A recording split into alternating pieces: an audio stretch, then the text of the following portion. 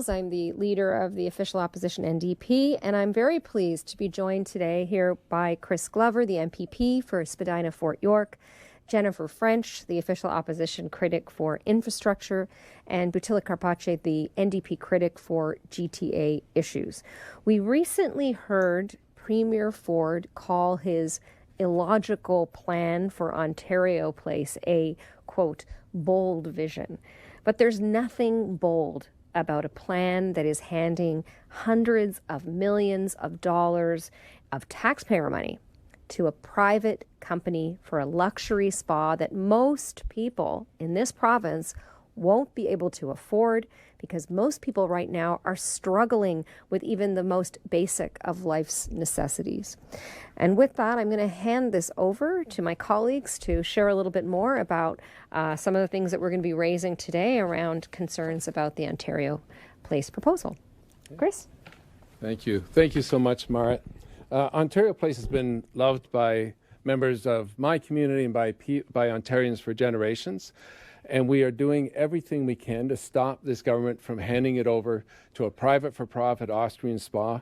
And it's becoming more imminent because at any time now the government may start cutting down the trees. We've been told that the cost to taxpayers is the taxpayer subsidy for this project is about $650 million for the parking garage and infrastructure renewal, but that number keeps growing. We're now seeing that taxpayers may also be on the hook for upgraded water and sewer systems to pay for the luxury spa's pools and to treat their sewage water. And to add insult to injury, at a public meeting 2 weeks ago, we found out that taxpayers will also be on the hook for maintaining the Therma's green roof. So for 95 years, the way it looks, for 95 years, taxpayers will be paying to maintain Therma's roof. And commercial property, the other donation to Therma is commercial property in downtown Toronto sells for approximately $200 per buildable square foot. With 700,000 square feet projected for Therma space, that means the West Island at Ontario Place is worth $1.4 billion. And not only is the government looking at handing over this prime public parkland to an Austrian spa company for free, but they're also giving the corporation hundreds of millions of dollars of taxpayer money. We want to see this deal canceled. And I'll pass it over to my colleague, Jennifer French. Thank you very much, Marit and Chris. And as the infrastructure critic, I have asked the Minister and the Premier real questions about their Therma project and the details, and Just Trust Us is not going to cut it with Ontarians. The Premier has asserted that there is no taxpayer money on the line, but that is not going to be the case. An underground parking structure is taxpayer money on the line. Millions to service the site is taxpayer money on the line. Who knows how much more taxpayer money is going to be spent making Therma's mega structure? Who is going to be paying for the water and sewer upgrades? And how much taxpayer money is Ford promising Therma to make their project possible? We all want to know the true cost of supporting Therma, supporting the Therma project and what that cost will be to Ontarians. We also know that since 2018, which is 5 years of this Premier, an annual report for Ontario Place has not been published. We have no idea how much revenue has been brought in from tenants like Live Nation, or what the expenses are that Ontario Place has incurred during this time. These reports are supposed to be published around the same time as the public accounts every year. Ontario Place Corporation's financial results are consolidated annually by the Government of Ontario. This government knows, but they're not telling. And we see absolutely no transparency or responsibility from this government, and would like to know what they are hiding and at what cost to Ontarians. And I will hand it over to Butila Karpache. Thank you, Jennifer. Enough is enough. It's not just the residents of Toronto, it's people across Ontario who need answers from the Ford Conservatives about their plans for Ontario Place. There are just too many questions surrounding Ford's plan. What has Ford signed the people of Ontario up for? Why won't Ford release the terms of the 95-year lease of our public lands, our waterfront, that he's gifting to a private foreign company? Why the secrecy? Why the rush? Who stands to benefit from this backroom deal? It's certainly not the people of Ontario. Why won't Ford's Minister of Infrastructure show us the business case she says showed it was more expensive to renovate the Ontario Science Centre than build a new one at Ontario Place? She said it would be made public, but hasn't so far. When will she be releasing the business case? Will the Ford government leave Ontarians on the hook to pay for something for the next 95 years that they never wanted in the first place? Should ThermoSpa fail, what happens then? Can this foreign company do what they want on our public lands? Is this another shady deal that's tapping into the public coffers to benefit private interests? It has all the makings of one. The people of Ontario deserve answers. Thank you. No problem. Thank you very much, everybody. And, thank you to my team here, Butila, Chris, Jennifer. We are all very concerned about the government's sell-off, essentially, of Ontario Place. And we're going to continue to raise these questions. Many of the questions that MPP Karpache raised this just now are the things that are on Ontarians' minds, and not just here in the city of Toronto, but all of Ontario. And so with that, I'm very happy to take questions.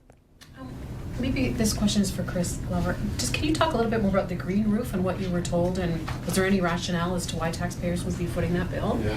So at the public consultation 2 weeks ago, people asked, and Ontario Place for All asked, who's going to be paying for the public spaces, and the public spaces include the green roof. And they were told that Ontario Place Corporation would be paying for that, which really means the Ontario taxpayers. Okay. Chris, I also have a question for you. So yesterday we reported that there was 2.9 million visitors to Ontario Place last year, coming from a letter from the chair of Ontario Place Corporation. That's a massive increase from just a few years ago.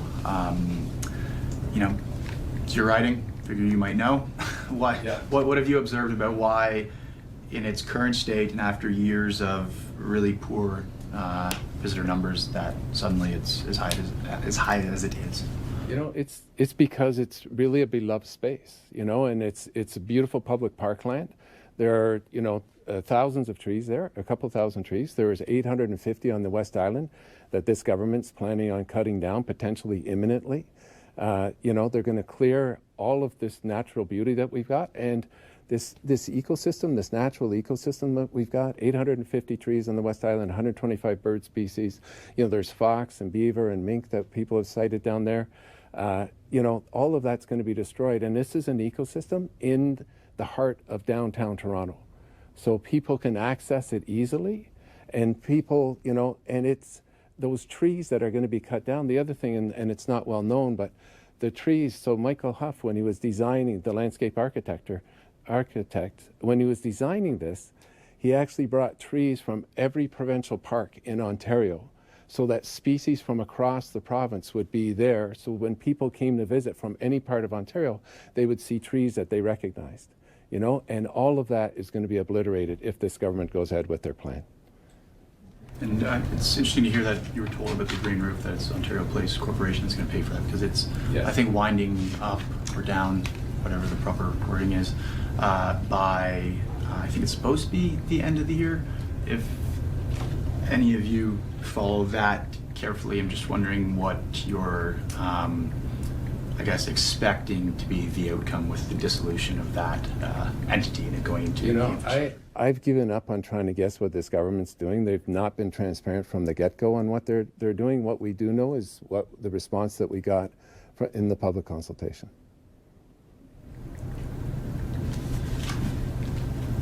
On another topic.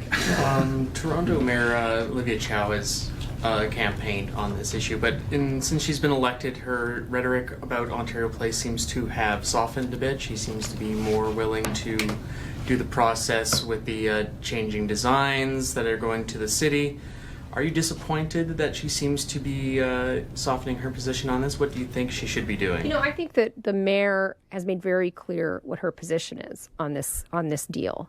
But I think that, and I think she's been smart to try to propose some other options, because as she's made clear, the city doesn't have as much power in any of this, right? That's why it's so important that we as the official opposition, NDP, are standing up for the people of Ontario. This is Ontario land. It matters, and it's the Ontario taxpayers that are going to be on the hook for it.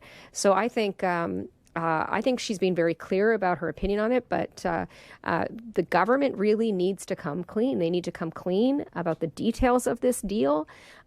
They need to explain to Ontarians exactly what we're going to be covering and for how long. We know it's a 95-year lease. You've heard today.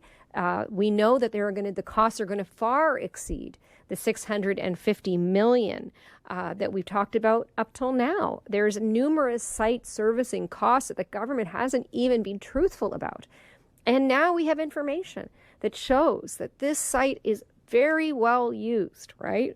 Almost 3 million visitors in 2022. They turned a record profit. So the government has yet to really come clean with the people of Ontario about why they are essentially selling this space off to a giant European corporate conglomerate to build a private, elite, luxury spa that nobody asked for. What do you make of the Premier calling it a wellness facility? It's outrageous. It's outrageous that at a time that when people in this province are so frustrated and struggling with the increased cost of living. Here, just in the city of Toronto, ambulances aren't available, right? People are struggling to keep emergency rooms open. And this is this government's priority? You want to talk about the health and wellness of Ontarians? How about spending that $650 million on healthcare? How about actually investing that in community services that will benefit more Ontarians? People here in the city of Toronto need that public space, and they use it. They use it for activity, actually. So I think this is just a really crass attempt by the Ford Conservative government to rebrand a really big boondoggle here in the province of Ontario. Well, maybe if people spend more time at the wellness facility, no, I'm just kidding. What is this government's obsession with spas? That's Can I ask about an announcement this morning by the Education Minister about $5 million for student nutrition programs? I'm just wondering what you think. Is the government doing enough when it comes to student nutrition programs? And maybe as a trustee, former trustees, right. What could the government be doing better on this front? Well, first of all, I think it is not to take this off the provincial government's plate, but I really do, and the NDP really supports the idea of a federal, national student nutrition program, right? No child should have to go hungry. This shouldn't be something that, communities have to fundraise for. And I think $5 million is a drop in the bucket of what the increased cost is to provide that food to kids in our communities. And as I mentioned before, where families are really struggling to put healthy food on the table. Mara, you said last week that I think you were going to use every legislative tool to get to the bottom of the Greenbelt matter. Are you out of legislative tools? Oh, no. No. We have many more. We're going to try everything.